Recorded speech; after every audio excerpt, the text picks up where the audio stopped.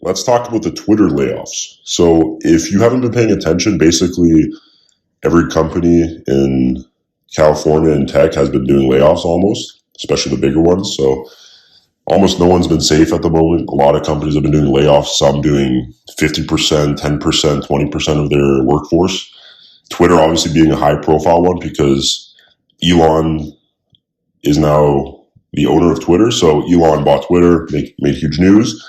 And then out of nowhere, which people probably actually might have suspected this, but he cut half the workforce. So he fired half the people.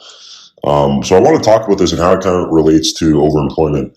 Before I get into the video, also check out the masterclass, link to the description, pin comment below. We'll also be running a Black Friday deal for the masterclass about a few days or a week. It'll be a pretty good discount. So if you want to wait for the Black Friday deal, I'll recommend waiting for that. We'll put out another community post and video about that, and in the comments below just to remind you for that deal. But yeah, so let's talk about what this really means in the tech world for tech workers, for people that are into overemployment, things like that. Because I've seen a lot of mixed opinions on this. And so, like I already said, he did about 50% layoffs already at the company. But that's with, correct me if I'm wrong, but I'm pretty sure all of them got almost 3 months severance. So basically 3 months salary given upfront to them, which for a Twitter employee making over $200,000, $300,000 a year, that's a pretty good severance, right? That's like 3 months of no work, but you're still getting paid like 40, 50 grand, whatever. And it's Christmas season anyway, so like you're going to enjoy your time off.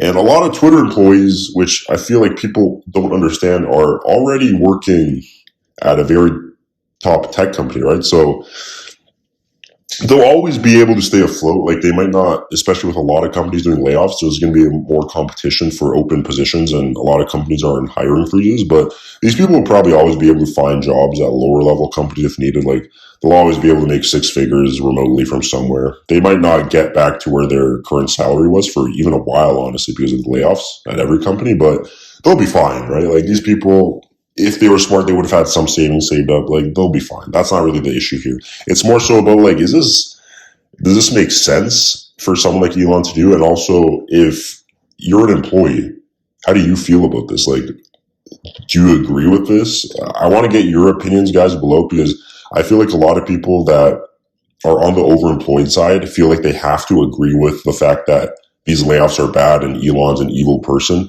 But honestly, I don't really see it that way. Like if you see how Elon's been running Twitter, how fast he's been like implementing the blue check, paid subscription, like it took him a few days basically, right? So that's a big difference compared to how Twitter and a lot of tech companies were operating before, right? Taking a long ass time to do almost nothing, like very unnecessary feature work or whatever. Like obviously Elon is a very business profit oriented person in terms of pushing a business through. So that's obviously a huge difference. And I think a lot of people that are in the overemployed world think that layoffs are always bad. And if you are a Twitter employee, you should quit as soon as possible. Because also, if you haven't heard, Elon has, I think it was a few days ago, he gave an option to all Twitter employees. He sent out a survey.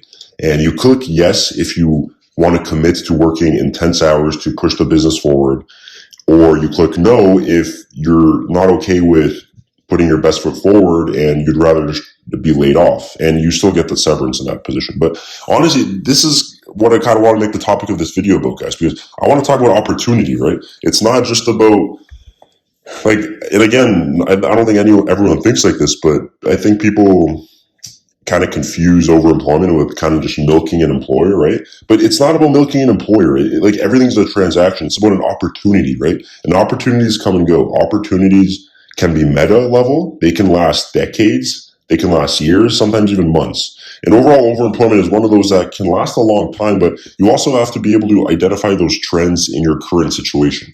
So if you're a Twitter employee and you see almost 75% of your coworkers leaving, and you have the opportunity to work, and especially if you have equity, like Elon's made a lot of people millionaires, right? At Tesla, like he has done great work to make people a lot of money if they're actually investing in doing hard work, because they're going to get overworked, but they're also going to get very generous stock packages, right? So it's worth it for them. But at the end of the day, you have to realize that if you're a Twitter employee, you have the opportunity to kind of transfer from working at a bloated tech company to a leaner, almost a startup type feel of a company, right? And if you do have stock options, you can make a lot of money with Twitter if something changes in the next couple of years, right? It might not take that long. It might only take 1 or 2 years for Twitter to really shift. And you have to identify these opportunities. Don't just think, oh, Elon's going to make me work 50 hours a week. I want to quit. Like I only want to work 4 hours a week. Like, sure, if you're not going to get stock packages or a high salary, then yeah, like don't do that. It's a waste. Most tech workers in reality only work like 5 to 10 hours a week. But if you know there's a good opportunity, not just to make a lot of money, but you have to realize that networking is going to be insane. Like you're going to be working very closely with very smart people at Twitter, and they're going to be in your circle. And in the future, you'll be able to pull from them, right? Some type of value, whether it's just networking or just knowledge, or they give you information on what type of decisions to make if you ever become close with any of them. Like that's all valuable stuff, right? So that's really want to make this video about, just for people to kind of not get blindsided and not get in tunnel vision about just making money and overemployment. Like I need 4 jobs that only make me work 2 hours a week, and that's the only way I'll ever make a lot of money and be successful and be happy with my life. No, like it's all about opportunities, right? If overemployment makes sense for you, where you can work 2 jobs and have enough comfortable work balance time, then go for it. But if you notice an opportunity where you can work at Twitter, for example, I'm not saying you guys can, but just in general, I just want you to have this mindset for the future. If you have that opportunity, go for it, right? That could be more valuable to you than working 2 jobs, making the same amount of money, but with less work. So you have to identify those cost benefits, and you have to make the right decision for you, right? So yeah, that's basically it for this video. I just wanted to put this out there because I feel like a lot of people it's a very polarizing issue with Elon Musk being involved, of course, and then people getting kind of offended by the fact that they'll have to do a lot of work and they feel like they don't deserve it and they can go to other places, and they always can, right? Like you can go to another place, you can go to another tech company, work less hours, you can still make similar money, right? So go for it if that's what you want. But I just want you to be able to identify that opportunity and make that decision for yourself, because don't get emotionally involved in, oh, Elon is coming in and messing up this company and whatever. Like, I'm not saying it'll be good for the company overall, but it's a risk, right?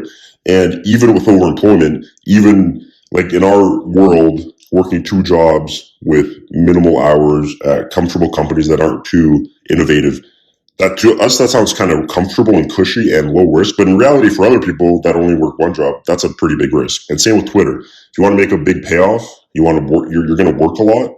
You might not get that payoff. It's not guaranteed, but you might get it. It's a risk, right? So it's a risk that you have to identify for yourself if it's worth taking. And that's really want to make this video about. People. You just have to nurture and train your risk-taking abilities, right? And identify which risks are worth it.